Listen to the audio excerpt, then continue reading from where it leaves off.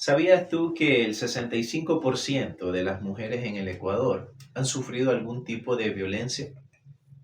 Además, en el caso de la violencia que existe ante las mujeres, la mayor cantidad de este tipo de conducta han sido de tipo sexual.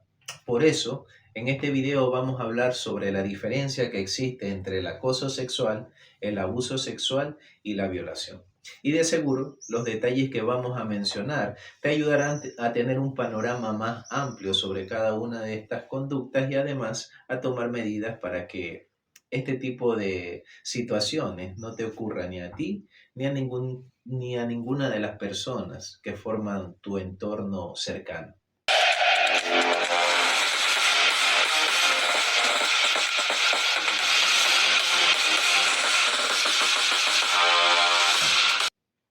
¿Cuál es la diferencia entonces que existe entre el acoso sexual, el abuso sexual y la violación?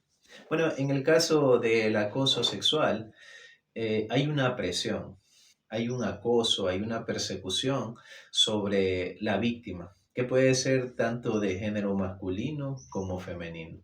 El objetivo es conseguir algún tipo de beneficio o favor sexual. Ahora, por lo general, esta conducta de presión, de persecución, surge por parte de alguien que tiene autoridad sobre la víctima. Este tipo de autoridad puede ser escolar, puede ser laboral o incluso familiar.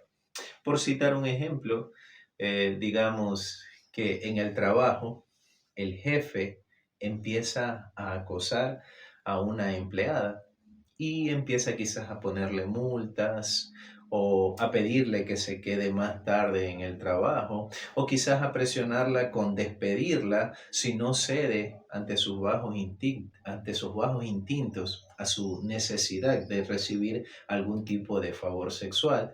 Entonces, en este caso, se configura el acoso sexual. Ahora, ¿cuál es el abuso sexual? En el abuso sexual ya existe un toqueteo, ya existe un contacto físico que genera el abuso en este caso en particular. No existe una penetración ni se queda simplemente en una persecución o una presión, sino que ya hay un contacto físico, un toqueteo en cualquier parte del cuerpo.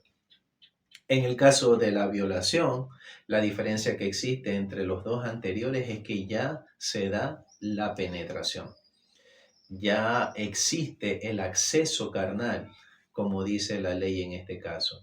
Ahora, a más del acceso carnal por parte del miembro viril de la persona, también se puede dar de otra manera.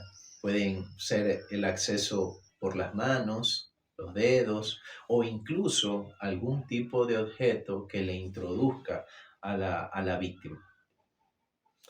Ahora, ¿cuál es la diferencia entre las penas de cada uno de estos? Bueno, en el caso del acoso sexual, la pena puede ser entre 1 y 5 años, pero también puede variar. Si la víctima es menor de 18 años, entonces la pena puede ser de 3 a 5 años. Ahora, en el caso del acoso sexual, perdón, en el caso del abuso sexual, que ya es un delito más grave, entonces la pena aumenta. Puede ser de 3 a 5 años. En el caso de que la víctima sea menor de 14 años, entonces la pena puede ser de 5 a 7 años. Y si la víctima es menor de 6 años, entonces puede ser de 10 a 13 años. Ahora, ¿cuál es la pena que hay como sanción en el caso de la violación? En el caso de la violación, entonces la pena es de 19 a 22 años.